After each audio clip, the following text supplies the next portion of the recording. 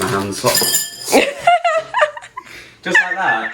And that is how you make falafel wraps. That's a wrap, everyone. First things first, we need to talk about chickpeas. We're going to use canned chickpeas and dried chickpeas. Dried chickpeas look like this, and they sound like this. We need to soak them in water overnight for about 8 hours. That's a cup of dried chickpeas, which will plump up to about this size. We use dried chickpeas to make falafel because they don't go too mushy in the blender. We want there to be some texture in there. So we grind them up until they look like chopped nuts, I guess. Then dump it into a bowl, and then we're going to blend up the rest of the ingredients and then mix it all together at the end. So the rest of the ingredients are red onion, half a red onion, 2 cloves of garlic, although it's up to you, it's your choice, but make sure it's fresh garlic, please. Along with the garlic, once that's chopped, we're going to add some fresh herbs as well. The fresh herbs we're using are parsley and coriander. You want a good handful of each. Traditional falafel, the street food that would be eaten in Syria, Lebanon, places like that, they don't actually add that much parsley, but sort of modern versions we add quite a bit, and I prefer it with a lot more. Gives it more of a fresh, delicious flavour. So we're going in with the coriander now as well. Beautiful stuff, beautiful. Of course, if you don't like coriander, you could just double up and do all parsley instead. And don't worry about all the vegetable scraps, that's all going to be composted. Okay, finally we're going to finish with some lemon. I went with half a juice worth, but personally I think I'd actually add more. It's up to you. And a bit of olive oil for flavour and moisture. Really important you add some of this, gram flour or besan flour. This is made from ground up chickpeas. Really good vegan and vegetarian ingredient because it's about 25% protein. And this helps to sort of bind the falafel together. We're going to finish off with some salt and pepper. You'll need this much pepper. Approximately 30 twists. And bicarb to help it puff up when you fry them. Mix the chickpeas in with everything else and leave in the fridge for about half an hour to let the flavours meld. Once you've done that, shape the mixture into cute little falafel and you're going to fry them in about a centimetre of quite hot oil, and you need to turn them over when you find yourself making this sound. Ooh. And then let them cook for another minute or so, and then you're going to want to drain that excess oil on some kitchen paper. Some of the chickpeas were baked. Needless to say, these weren't as delicious. Right, on to the hummus. We're going to use the canned chickpeas now. About 2 tablespoons of tahini, which is like peanut butter, but made from sesame seeds. Go easy on the tahini because it masks other flavours, such as garlic and lemon, which we're going to add now, and blend together with some water until you get the consistency that you want. Give it a good smush halfway through and get it all nice and blended. Let's just take a moment to appreciate this beautiful hummus.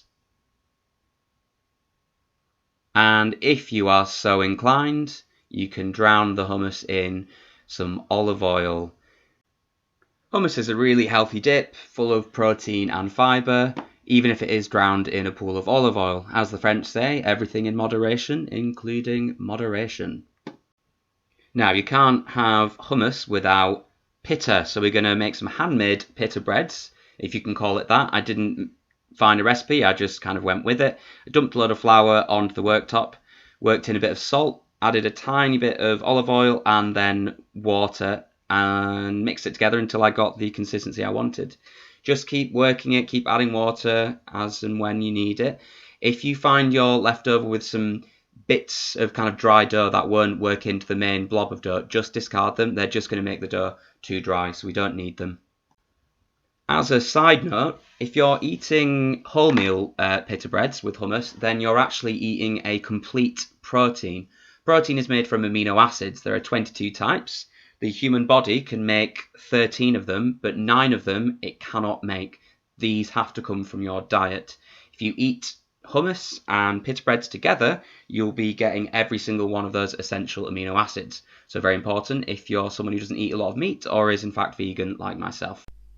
I really enjoyed making these flatbreads from scratch without a recipe, but I think next time I will actually Google one. They didn't come out quite as well as I'd hoped. So we just go into a dry pan. I know that sounds scary, but you just want to chuck the bread onto a dry pan, quite hot, and keep shaking it. And when you get those lovely brown kind of spots and it starts to bubble, then you know it's ready. So we made about 10 of these altogether, but as I say, I think next time I'll use a recipe. Okay, on to the salad.